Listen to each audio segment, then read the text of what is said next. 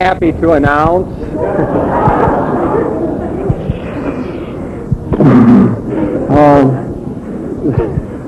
October 30th of next fall, Daniel Berrigan wrote me a note and he said, if I'm still at large, I will be there.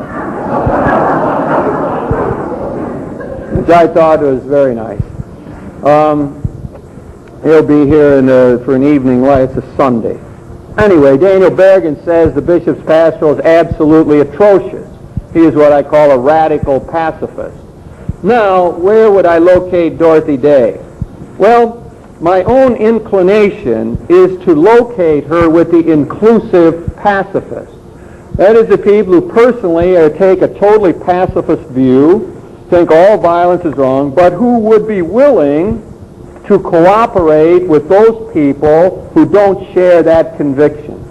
And I'm basing my opinion on many of the things she wrote about at the time when she took the unpopular stand in the Second World War, a pacifist position, and felt that only 20% of the Catholic worker people followed her at that time. And she took the position that, well, all right, we'll work together on various things.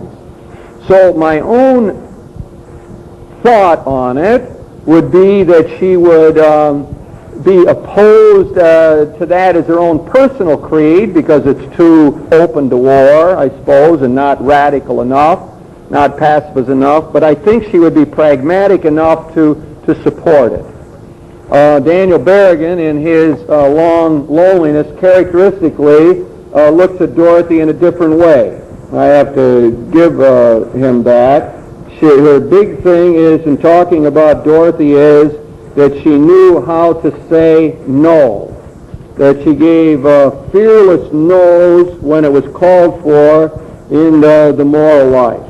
And that is what her precisely, what her grades. I'm looking here for the quote and not finding it. Yes, the word no. Here's what she says. I'm conscious, too, of a kind of relief, perhaps mingled with selfishness, a kind of gratitude also, remembering all that Dorothy's withstanding has meant to me and mine, her steadfast endurance. When William Miller's History of the Catholic Worker Movement and so on came up, I stayed up all night unable to put the book aside. This William Miller also wrote a book called A Harsh and Dreadful Love, which is a history of Catholic worker movement. He said, I stayed up all night. What held me in thrall was an absolutely stunning consistency. No to all killing. Invasions, incursions, excusing causes, call of the blood, summons to the flag, and so on. All comes back with the simple word, no. And he goes on to elaborate that. He sees her, as sort of this absolutist kind of figure. I say she was that personally, but she was pragmatic enough to say, let's cooperate. I would say the person who best represents that to me today is Bishop Gumbleton, who himself is a personal pacifist, but who is supporting the bishop's document and helped to draft that. Would you say reluctantly? Reluctantly that she would do that? Yeah, I think she would be happy if the bishops would come out with that absolute no. I think that's what she would want. Oh, Gumbleton, if he is reluctant. No, I think that Gumbleton is enough of a pragmatist to know that you can't shove a pacifist position down the throats of 50 million Catholic people, let alone the population as a whole, and that one needs to form coalitions if we're going to move the peace movement forward. How can you make that agreement with the Russians? They're talking about the philosophy, better to live and then live, but how is it in Poland there? I mean, you can't get along with the Russians. They're going to walk all over you. People will all of you be all slaves. They want to live under that kind of a regime. Well, yeah, I think that the bishop's pastoral probably addresses that question a lot better than Dorothy Day would, or our friend Bishop Gumbleton. Bishop Gumbleton, is on the left of this whole thing. I mean, he's a pacifist through and through. He won't do anything. He won't use violence to defend even his own person or his loved ones. It strikes me, Dorothy Day one time was in a situation where a friend of hers was being attacked with a knife. And the question is, of course, what would this pacifist woman do? And she was true to her principles. That is, she and another woman grabbed the person and wrestled them down until the person who was being attacked could run away, and then left the person go. Well, he broke loose, really. That was her position, that one should try to restrain violence, but not use violence oneself, not hurt the person to do it. But the bishop's pastoral, I think, addresses the question of the Soviet threat much way more to your satisfaction than would somebody like Bishop Gumbleton. Incidentally, I'm going to be doing, someone who's interested in this topic, I seem to never stop talking, but I'm going to talk one other time here. At 8 p.m. on May the 8th, Sunday evening, I'm going to be discussing the bishop's pastoral letter over in the house where I live, 2080 Brookdale. No, I think we decided to change that. That's right. That is going to be after the 6:15 Mass that Sunday. 6:15 Mass is over in Dana Auditorium, and after that, a Mass ends about 7:10 or 11, and then right after that, we will have this discussion of the bishop's pastoral. So if you want to come to Mass that time, you're welcome to do that, and then we'll have I'll summarize what's in that document, and we'll have an open discussion. That's Sunday, May the 8th in Dana Auditorium of the Engineering Science Building. Yes? Just to add comments to what you were saying about Bishop Gumbleton's position. I've heard him speak on this point. He makes the point that passivism is not passive submission to oppression. He makes the point that this country stated that there could be many nonviolent strategies of resistance, and he supports that. So he doesn't buy the position that it would be a pacifist to let people go over. Right. I suppose in our own time we have a clear example of that style in Mohandas Gandhi, in the movie that a lot of people are familiar with, and the whole style of Martin Luther King, which, Gandhi's famous word for that was satyagraha, which meant truth force, truth power. Truth has power. It's not a passive dependency at all. Well, as you can see, these people who are pacifists here, like Dorothy Day and Daniel Berrigan, and they're all very active kind of people trying to make a difference, Mm-hmm.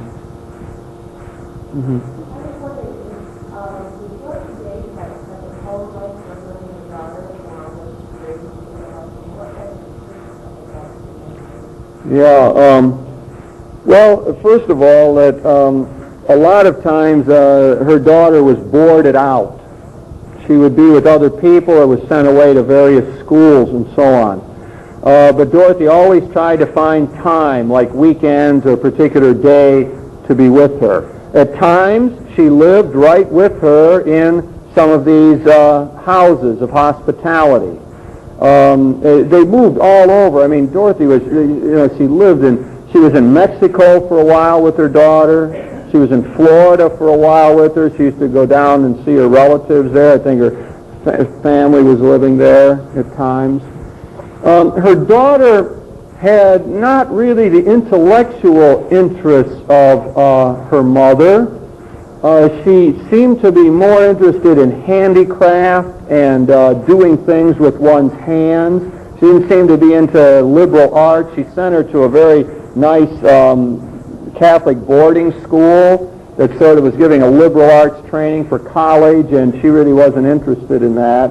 And then she sent her up to a school in Canada where they taught them agricultural crafts and skills, taught them domestic kind of skills, and she seemed to take to that. She, I think she liked to party like her mother, and she got involved with young men at a very early age. She did get married. My recollection is she had at least 8 children, very tied to her family life.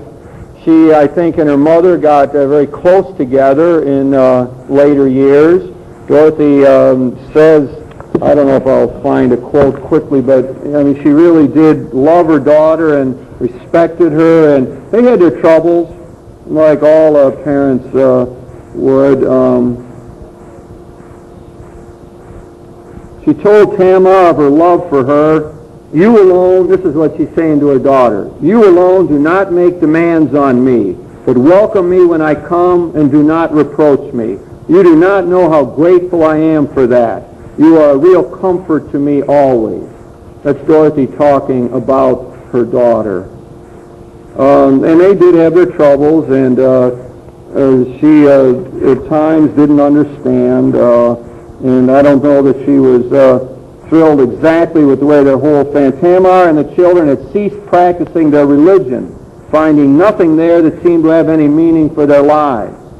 Yet Dorothy continued, and she was obviously alluding to this new circumstance of Tamar's life. She and the family were yet united and happy. He says there's always an unspoken agreement not to argue, but to find points of agreement and concordances, not to judge, but to pray to understand. So her daughter didn't follow her own religious impulses and tradition the way Dorothy would have liked, but she chose to focus on the similarities and could make, that's near the end of her life when she made that very positive statement about her daughter, about how she welcomed her and was close to her. Okay?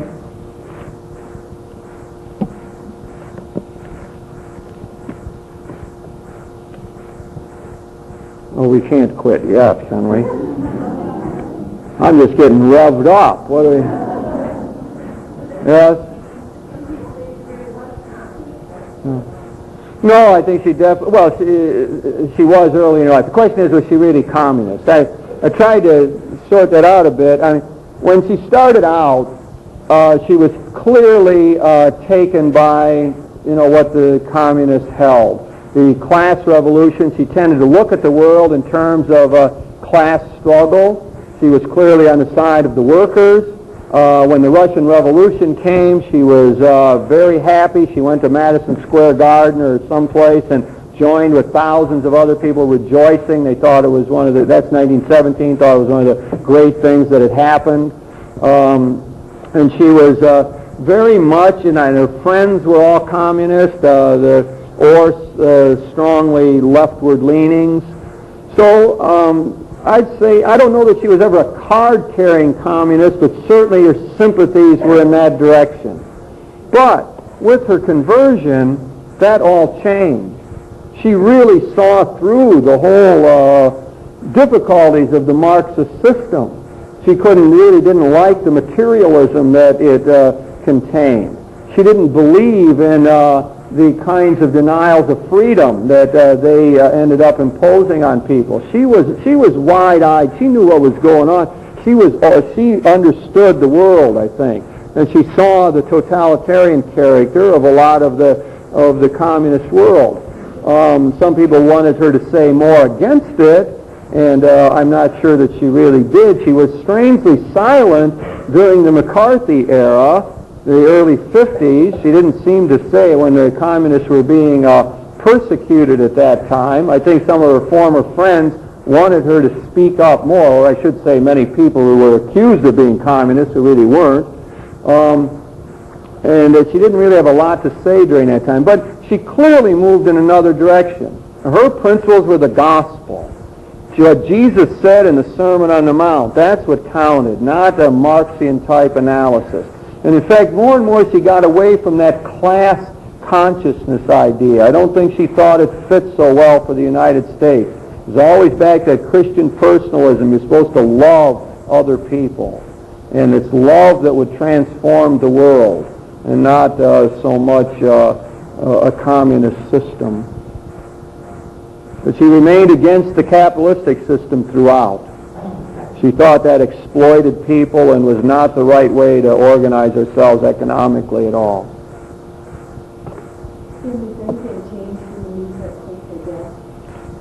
The question is, has anything changed in the movement since her death? I don't know the answer to I I'm going to look for help here.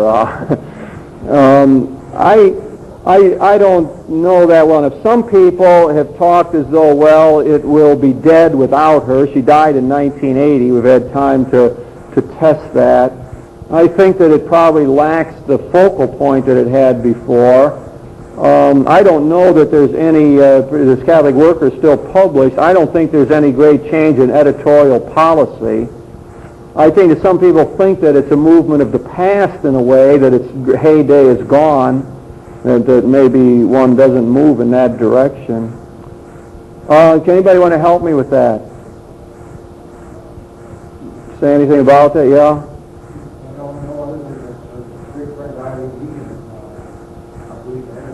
Yes, I happen to know Eileen Egan, and she used to travel with Dorothy in the later years. In fact, Dorothy went to Rome twice during the council, and Eileen went with her both times, and was sort of a guiding figure for her, and I think kept her current with what was going on and so on. Eileen Egan is, I would say, I don't know if I want to go so far as to say a disciple of Dorothy Day, but she's filled with Dorothy Day's ideas. She's totally committed to a pacifist position, and I think that she will steer the movement, whatever she has to say about it, in the same directions, for sure.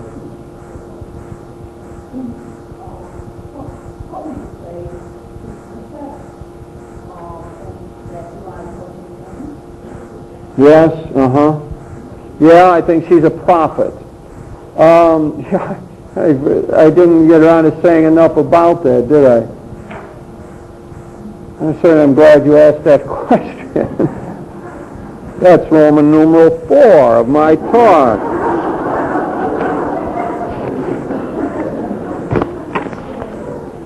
Hey.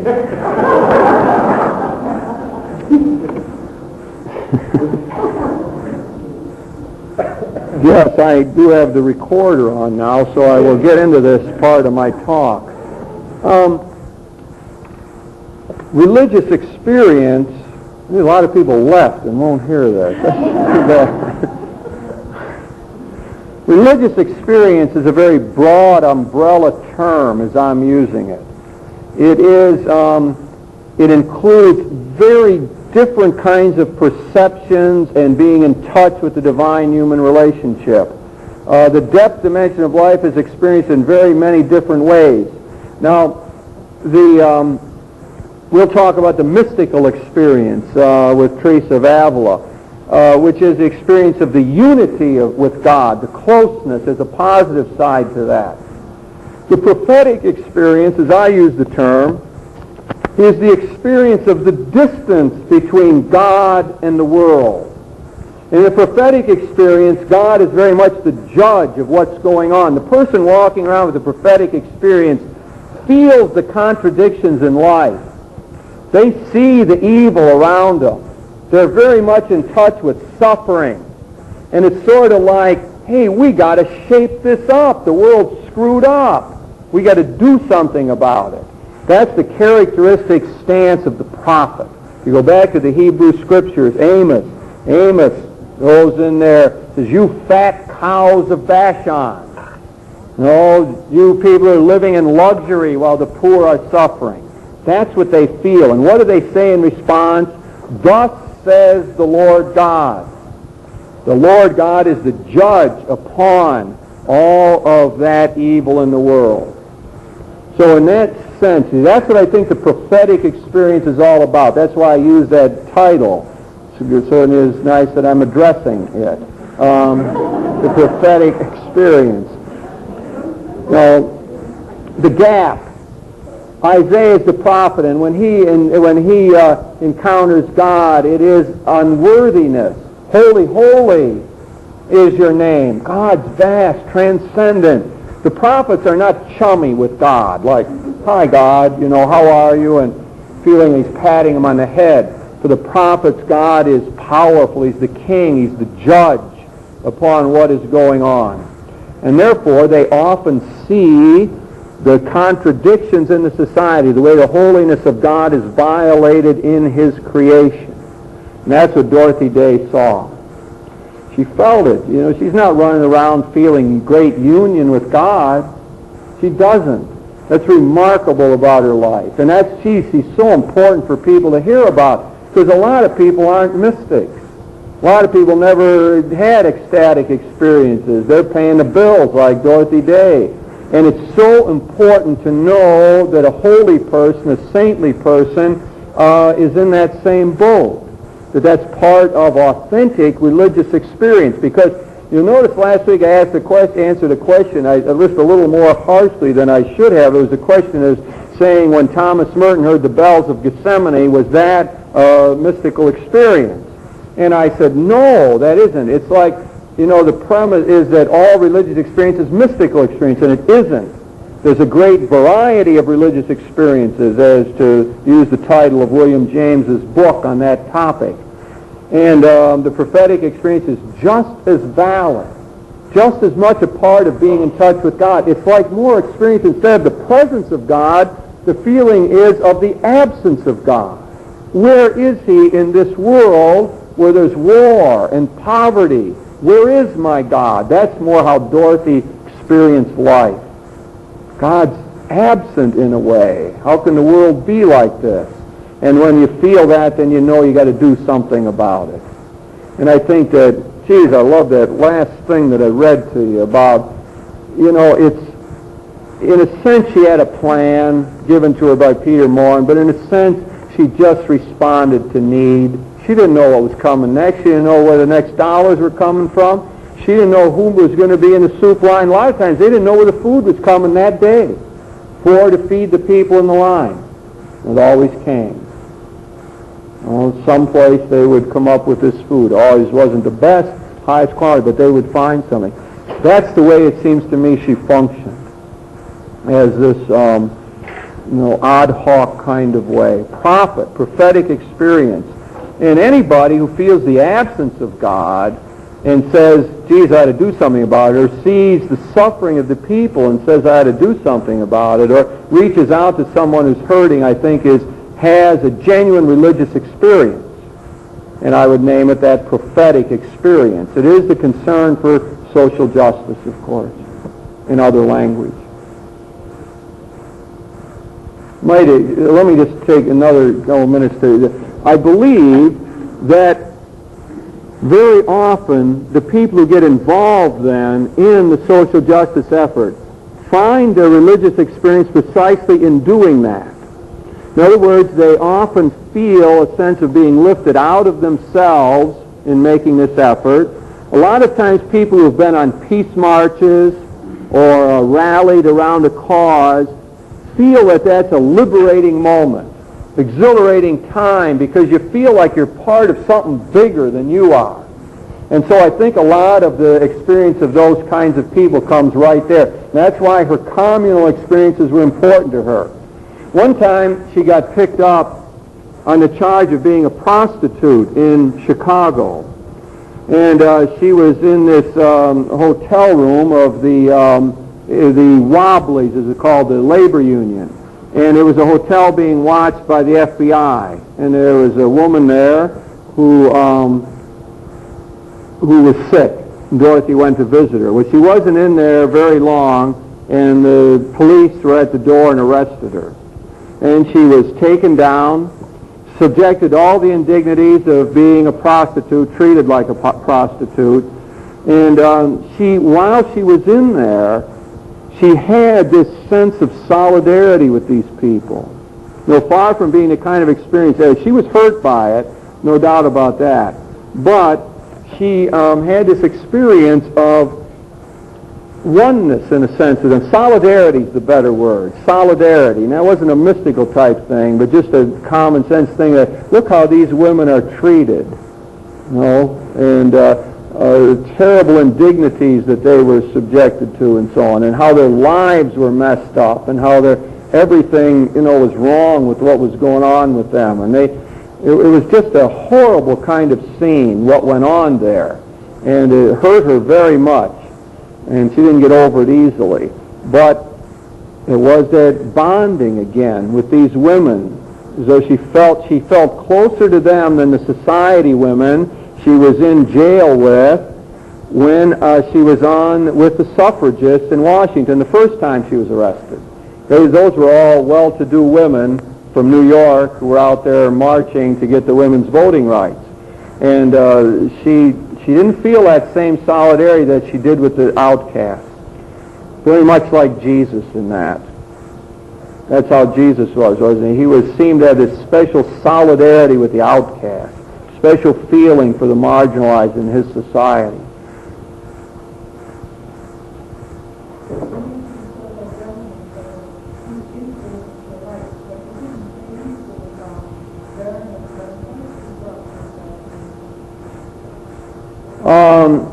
Yeah, I don't know a lot about that relationship. She was in New York also, wasn't she, around that time? Do you want to say more about it?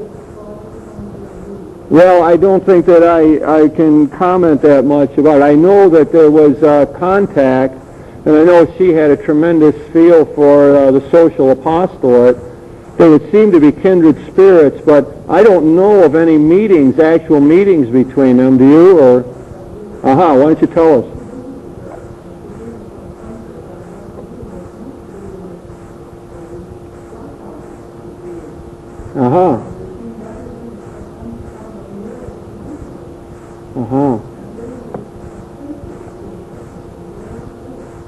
Very good,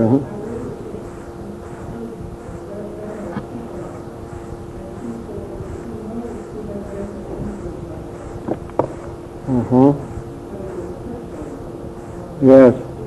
And she was giving her pointers, you say, on how to handle the people in the houses there.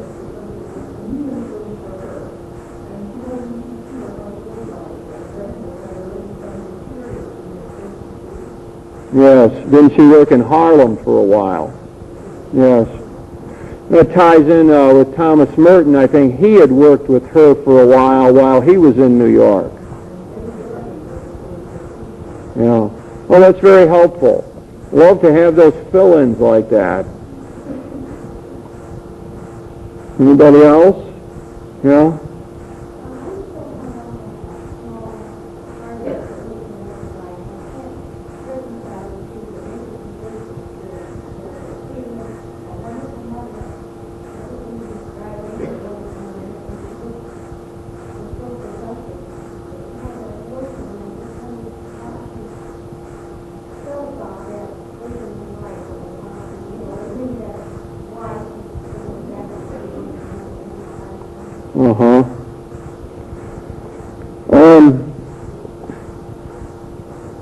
She would allude to, first of all, I must say, I'm dependent on William Miller's biography here. He attempts to support his position from a lot of other sources on this particular question and how he sees it all. I think I better give a caveat at the beginning. I believe that some people might be upset with his methods in determining entirely this part of Dorothy's life because she doesn't talk a lot about it. He didn't get that directly from her. He got it from other sources. Malcolm Cowley, the literary critic, is one of those sources for a lot of Dorothy's life at that time. And when you keep that in mind and you read her other book, you do find her talking at times about the guilt that she's trying to deal with, this call for forgiveness. Confession was very important to her. She used to go every week, every Saturday night. And she would talk about vague things, her lovers, things like that, without naming names. In one place, she even says, well, I'm not going to name anybody because it would just hurt other people. So, we got to keep that in mind. As I'm now feeling that I probably should have said what I just said now before. Although this biography is well thought of, no one has really challenged the major type of presentation that I know of in this book. So let's get that in there. Then So I think that she did have problems with dealing with the guilt over the past and so on. I mean, you're dealing with a woman who grew up with no religious training. She's not given a moral code out of a religious tradition by her family. Her father is just sort of opposed to all of that kind of thing. The only time she ever got to church is if she went with some neighbors or something. She's not having a person with formal training at all. I think that's part of what one has to see here. Question of the usual pressures at that time. This man really rejected her. She knew that when she got pregnant again that she was going to be in trouble with him. He told her all the time if she ever got pregnant she was gone. And so that was clear, and she knew that right away. Part of the surmise is that maybe she was hoping that would bring them together. So you're dealing with a young woman, no religious background. It doesn't sound in the crowd she moved in. This was all common kind of living. So, I don't think, a lot of these people were taking Augustine as a strong personal experience, conversion experience, Thomas Merton, and so on. It's something about these people are great because they overcame the past, because they didn't sit around and mope about what was wrong. That's something we might well get out of her life. I mean, she didn't sit around feeling sorry for herself or guilty, so it paralyzed her. It seems as though the great people use the adversity to propel them forward and to make them do something worthwhile in life. And I think that's what we have with Dorothy Day. I think it's remarkable. And it's all to her credit that she could really accomplish that. But yeah, that was a tough life she lived. She ran in strange circles, the Greenwich Village crowd. That's where she hung out. So it's hard to rise above, that kind of world. Well, I think it's to her credit. I think it's marvelous. Transformation. Yes, we got 2 minutes to go. Oh, I see. That clock is probably slow up there. Last question. Well, maybe one more. Yeah.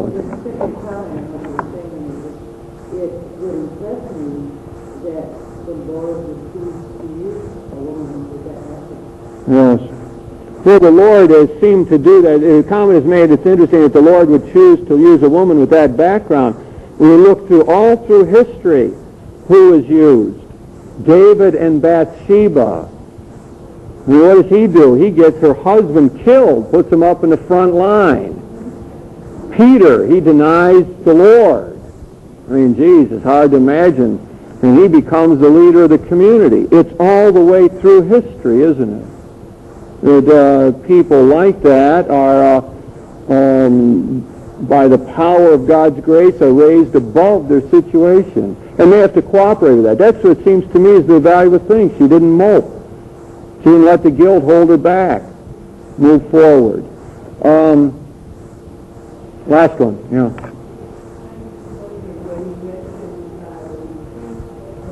Yeah.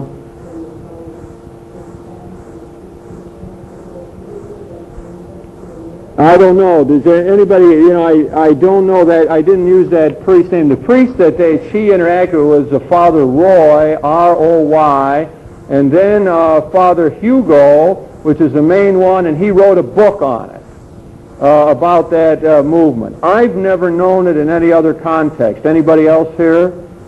I've only known it through that. And, I'm not too thrilled with it when I look at it, as it's there. I think it's destructive theology in many ways. But no, I don't. I mean, I could find it fairly fast in my book here to tell you the title of the book that the priest wrote. This priest was from Pittsburgh, this Father Hugo, who gave some of those retreats. And the other one was the Canadian priest. I don't think she ever really encountered. Well, next week we will talk about Paul Tillich, a great Protestant theologian, still in the 20th century. And next time I will remember that the topic is the boundary experience. Thank you.